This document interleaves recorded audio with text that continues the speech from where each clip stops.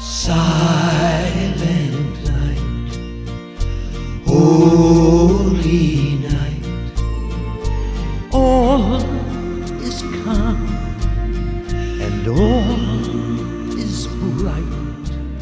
A little bit different this month. We did some interesting shows this month, and one in particular was a talking show we did where we were asked to propose the toast for the 90th anniversary of Women's Institute in Bury St Edmunds. It was fascinating because we got to tell all the stories we don't normally get to tell. Con and I loved it to death. Then they asked us to sing just 15 minutes or however we felt long enough for just a few of the hits, and it was totally acoustic, no amplification whatsoever. And it is, I think, fascinating to see us in a different format. So let's get over to hear us talking. And we did talk. An hour and 10 minutes actually. So here we go. Well, I think we were up in Stockton. No, we were in Leeds, the Chinchilla restaurant. That's correct, yeah. And we rang up, we were doing rehearsals in the afternoon, so we rang up the factory just to get what they call the returns, how many records have been pressed and sent out. And we spoke to the guy, said, Diane, we're the Bachelors, da-da-da-da-da-da-da. And I turned to Con and he said 98,830 records. And Con says, is that in the past 3 months? And I said, excuse me, 98,837 records? He said, yes. I said, how long was that for? He said, that was today. And I turned to Con and I thought, I think we've done it. And the next thing we knew, #1 in the charts. Now that was exciting, wasn't it? That was fantastic. And I'll tell you who made it #1, because there was a huge program on at the time, we mentioned it earlier on with Bob Dylan, Ready, Steady, Go.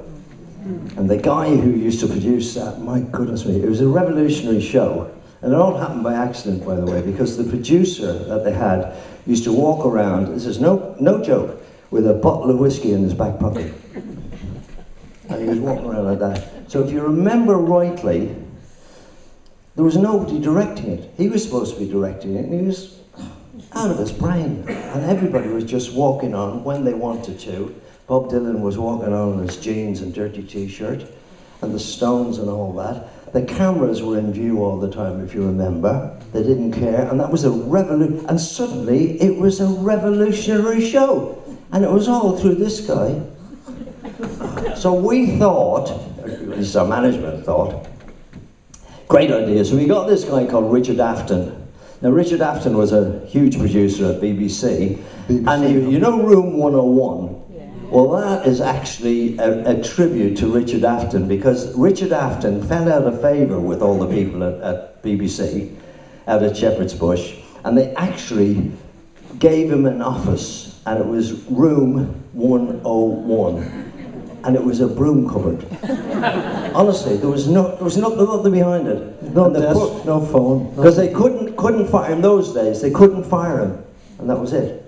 And Richard Afton became a great dear friend of ours. And our manager had got this wonderful idea in the midst of all this chaos on Ready, Steady, Go. We got Richard Afton in to actually produce and direct 3 minutes of Diane, and he got this beautiful girl. It was actually we were at the Astor Club at the time in London. That was the famous place, the Crays were always there, all those cooks were there. And all the Philby, McLean, honestly, all those people. We were at all the parties with them all. It was crazy stuff. You couldn't make it up what we were going through. Couldn't make it up. Anyway, we got Richard to get this girl from the Astor Club, one of the dancers. She was beautiful. And he put her on the stage, and we sang Diane to her. And suddenly all the cameras were right, all the lights were right, everything was right. And in the midst of all this mayhem, this one jewel of a piece just stood out. And the next day, 98,000 records. It was unbelievable. I mean, if you sold that much today, you'd maybe sell that much in 3 years. Well, that was it. It's crazy stuff. Yeah. Now, most startling moment. Most startling moment. I'm throwing these at him together, as see what he says. I'll give you a hint. I'll give Brian Epstein. Oh, Brian Epstein. Yes, I remember him. Brian Epstein, actually. We were on tour, actually, with Jerry Morrison. And we were in Jerry's dressing room, and this chap came in carrying his guitar for him. I thought, oh, he must be his roadie or something. So we hardly paid any attention to him. And it turned out it was Brian Epstein. And Jerry used to be really mad because Brian paid more attention to the Beatles than he did to Jerry. And anyway, we had a grand show with Brian, and we drove him home that night to his house. And next day, it was in all the newspapers, Brian Epstein is dead. And there was nothing wrong with him when we left him. That's actually one of the conspiracy things you hear about Marilyn Monroe and all those people and John Kennedy and everything, but Brian Epstein, it was actually, you're a bit wrong there, we were starring in a show, and you wouldn't believe this, the second half was the Rolling Stones. And if you remember rightly, there was a girl fan climbed on a glass roof. That's right, yeah. And fell through the glass roof and was killed. Yeah. And we actually drove, because Brian Epstein preferred to be with Con and I, this is true, rather than be with the Beatles. And that is the absolute truth. And we drove him home that night, and when they found him dead the next morning, this is the truth. There's a bottle of sleeping tablets, and there was one sleeping tablet gone out of the bottle. And that is the truth. And nobody has ever investigated that. Strangely, there were two hitmen from the, what's that, a lot in the States, the Mafia. Two hitmen from the Mafia came into London on the Monday, and they were tracked all the way, and they lost track of them for that night when he was found dead. Ramona, I hear the mission bells of the bound. Ramona, they're ringing out our song like bound. Here we are again. Another year gone. Lark in the Park. Christmas party. All the boys and girls. Hello, how are you? Dave, come and sign in, please. Sign in. YouTube tomorrow. YouTube tomorrow. Now that's what Elton looked like when he was very young. The youngest Elton John tribute in Britain. This Father Christmas wants me to sit on his knee. You're not seriously asking me to sit on your knee. Oh wait, no. Say cheese. Now, what I want for Christmas is a Lamborghini. Then that's Dec, I presented workshops for Princess Trust for disadvantaged young people to teach them how to speak in public. Smile! Dorothy! 10 seconds. Well, I met a crowd of nice people. I've learnt a lot, and particularly I've learnt about this Matthew 25. And I know somebody who could be very interested in it, so I'm going to pass it on. Anthony.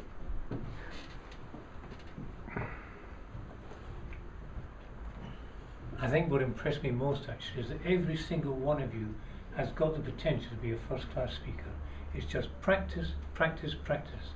You've all got qualities, just put them all together and remember, practice. Tiger. I think the one thing that this morning has shown me is that you can create something from nothing. We often come to these things and we don't think that we have anything to give, but we do, and we can create stories and speeches just out of stuff that's happened to us before. Barnaby.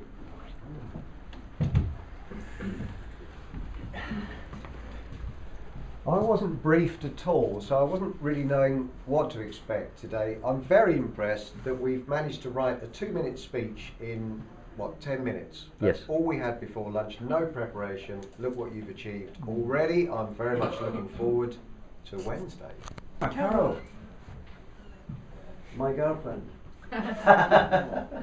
What did you get out of this morning? Well, what I got out of it was seeing all of you smartly dressed, appropriately dressed for a meeting like this, and I'm so pleased to know that you are all learning to speak in public, because it will stay with you for the rest of your lives. So there you are. You started to prepare now in earnest for next Wednesday. So have a great time. Whatever you do, enjoy it.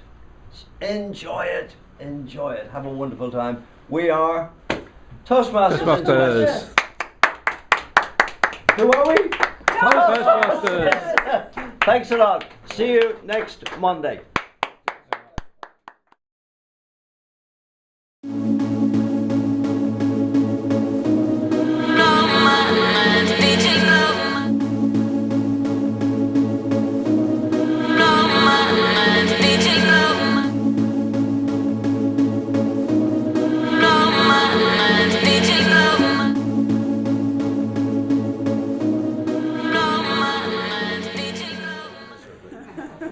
Well, he's a wonderful cameraman and he's terrific. So Con, what are we up to? Well, You're taking a photograph. I'm taking a photograph. And we're here at the West Midlands Golf Club, enjoying ourselves with some of the members of our fan club, and it's wonderful. It's wonderful. Yeah. So we're looking forward to a great show this afternoon or this evening, and I'm just going around the room now taking pictures of everybody, and it's there we are. Oh, look at that, coming round and round. And there's the lovely Lynn. Back to Dec. So there we are. There we are. We're all in. We're all in. And there's Av, who's made a special effort. With a glitter. She made a very, very special effort. Margaret, yeah. And Margaret, yeah. Because she's in a wheelchair. And you're going to be all right tonight. Will you be all right for dancing tonight? Oh, yeah. That's okay. That's okay. Yeah. November 2016. So we're wishing you a good Christmas. Have a great time. Con and I will be having a great time. We're off to up the Hull tomorrow. Searchers have asked us to do a Christmas show up there, so that should be fun.